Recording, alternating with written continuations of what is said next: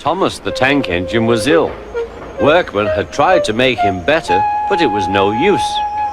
"Edward must take you to the works," said Sir Topham Hatt. Thomas felt very miserable. Then Sir Topham Hatt spoke to Duck. "I want you to help Percy and Toby while Thomas is away." Duck was delighted. He already knew Percy and soon made friends with Toby and Bertie. Terence the tractor gave him a big welcome too. "Take care of Thomas's coaches," he advised. "He's sure to miss them while he's away." Duck was very gentle with the coaches. Annie and Clarabel were impressed. Such nice manners, they told each other. It really is a pleasure to go out with him.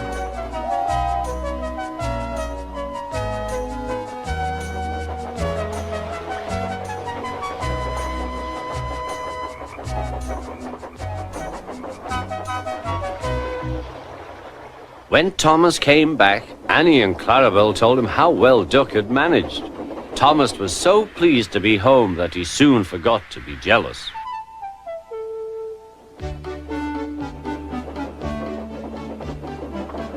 The works had left Thomas's handbrake very stiff. It made his brakes seem as if they were hard on, when in fact they were not.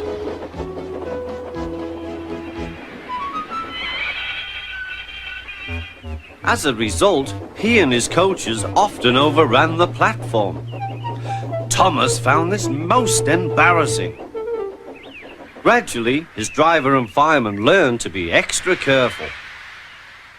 But one day, Thomas's fireman was ill, and a relief man took his place.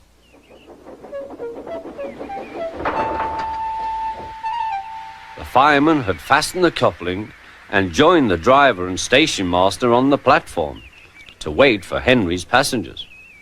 The fireman had forgotten all about Thomas's handbrake. Thomas simmered happily. Not long now, he thought, as he saw Henry slowly approaching.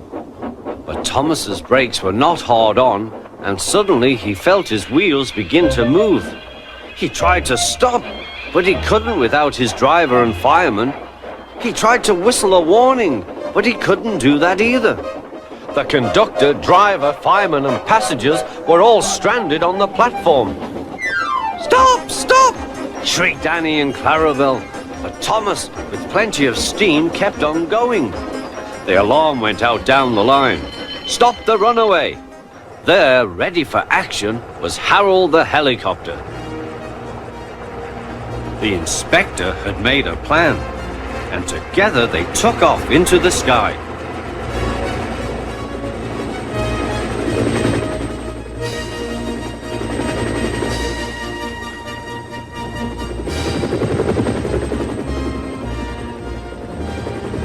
At last, Thomas was tiring.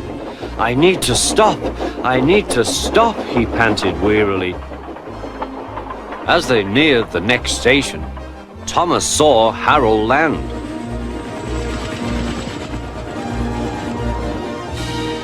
They entered the platform slowly enough for the inspector to act. Judging his moment, the inspector scrambled into the cab and screwed the brake hard on. At last, Thomas stopped. Both he and the inspector were very relieved. Then they thanked Harold. "Think nothing of it." "Well, Harold, glad to be of service any time." "Phew," remarked the inspector. "We must never let this happen again, Thomas." Wearily, Thomas agreed with him.